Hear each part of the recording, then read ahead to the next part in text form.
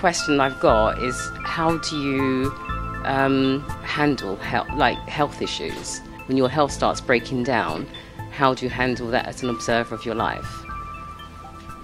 And sort of be conscious of... Sometimes it is when even, then sometimes the physical challenges of health, your health is deteriorating, can be a tremendous aid to discovering yourself. Actually, Right. you see, sometimes this, many times also, I have met the people when they are very sick, in a state of deep sickness, and I've met them, spent time with them, and then they recover and get well after. And I say to them, face to face, I tell them, I prefer you when you're sick. You're more luminous, more humble, more open, more alive somehow. You start to get well, then you get cocky and think you're something special or something like this. Sometimes I see this thing also, that some people also, we talked about it, they come to satsang when they're feeling very low in themselves, very low, and they get energized through again, be reminded of who they are. And with all this new energy, they go and spend it on nonsense things. Rather than use it to transcend, to burn the rest of the garbage, they already go and spend it in a bad place.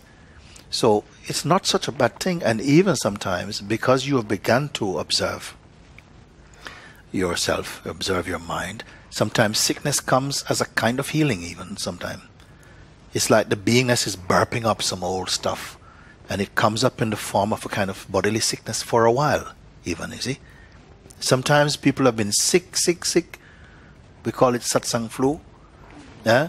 They go to the doctor, can't find anything wrong with them. Yeah? But they just have some psychic debris is coming up and it has to come out. Sometimes it's time of sickness. Sometimes it's a physical sickness come. It can take different forms, and you're observing. I want to say something just briefly about this observing. When I say observe yourself, I don't mean observe yourself for the rest of your life, actually. There's a point to observing. The point to observing is to come to see that all the things that you're observing are transient. They come and go. They come and go. Has anything ever come and stayed? Everything is coming and going.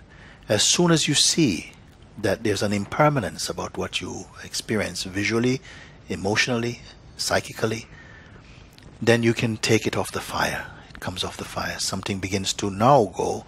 Who is observing them? You see? You're observing the things and you call it my life. So there's something endearing about that, because you say I'm watching myself. I see really how I have been for large part of my life. I've really been not conscious of myself. It's not just going along because of conditioning, speaking, doing things. But now something is more observing this and seeing that, but wait a minute, that's a very unconscious behavior. That's very superficial in some way. And now it's a different phase. It's a deeper phase, a more conscious phase. You're observing. But also gradually, at a certain point, you start to see, well, it's pretty much similar kind of stuff overall. And eventually, life and all your experiences become less itemized and single as experiences, and start to just feel like one soup of sensations, actually. That is just kind of, it's just life, basically. It feels like this. Now the one who is observing, this one we must not miss today. Who is observing all of these things? Not who is telling a story, but who actually observes this. And for this, you must turn the consciousness around, away from looking at the items of the phenomena, and try and see the one who sees. Don't create or imagine. This is one of the most profound insights is going to be revealed out of this. Because you're not going to find an object there as yourself. I am cutting things short a bit by telling you that, because I prefer to hear this from you. When the question is turned, before you're looking at objects, but now you're looking for the subject. Does the subject have a shape or color, size or gender? All these you can see. All these you can see. The one who sees, can the one who sees be seen?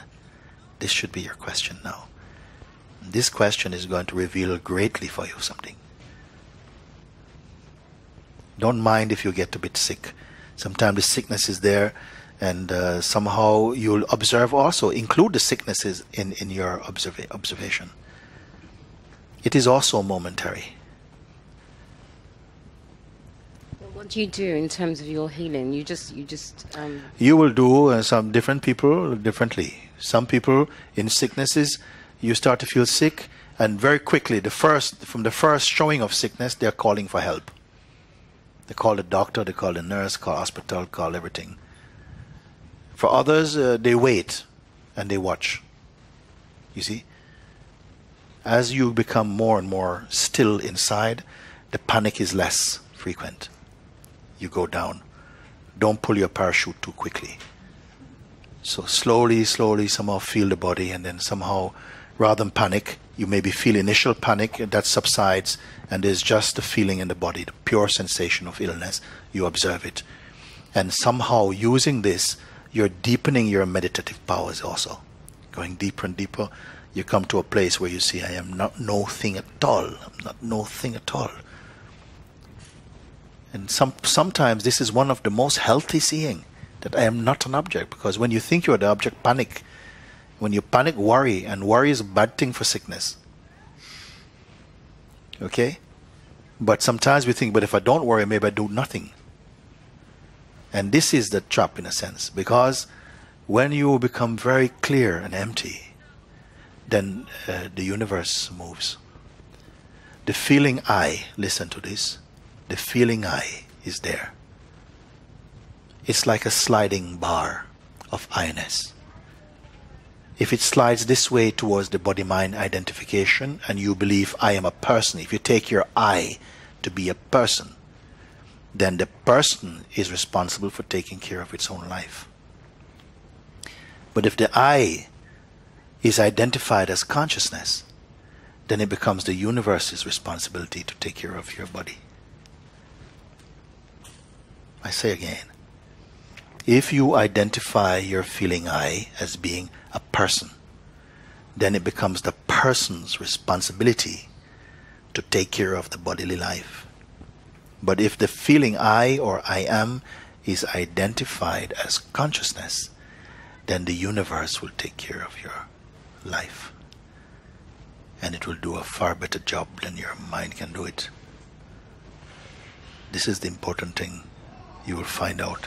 The more you somehow just be quiet with yourself, watch the panic buttons going on, watch the fingers going to press, but just you stay quiet only as the seer for a moment. Don't think if I keep on going like that, I'm going to let the body die.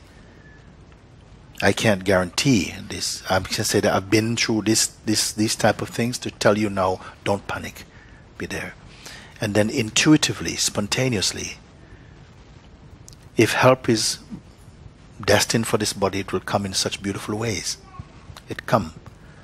Because when you live as an individual, you move like an individual. But when you live as consciousness, you move like an environment. It's like help start to come from places, different places start to come. It's like a wave. Come. You're not just one person. It's like wherever your energy comes, joins your energy and help you. So many forces come to fulfill an action. It is doing it anyway, but we have so blocked it out that you're not seeing, you're not living by grace consciously. You see? So you have started beautifully, continue like that. And just watch it. You see? Then somehow you feel at some point, either someone spontaneously come and say, actually I have a friend of mine who really knows about this or something, and then you say, you'll sense how to read life more energetically, more than just sort of reading the print. You're sensing life, because we are alive. You're sensing, you're moving more with intuition, and your spontaneity is alive in you, and not just living here. This human being for a while is human and then more being. You see, sometimes very human side, then gradually becoming more into the beingness side. When you are beginning to observe life, you're moving more fully into the aspect of beingness. much more intuitive, more sensing. Then beyond this is the absolute.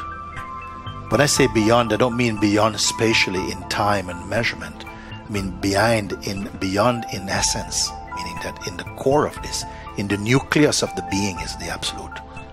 And you are this. Very much. Very good.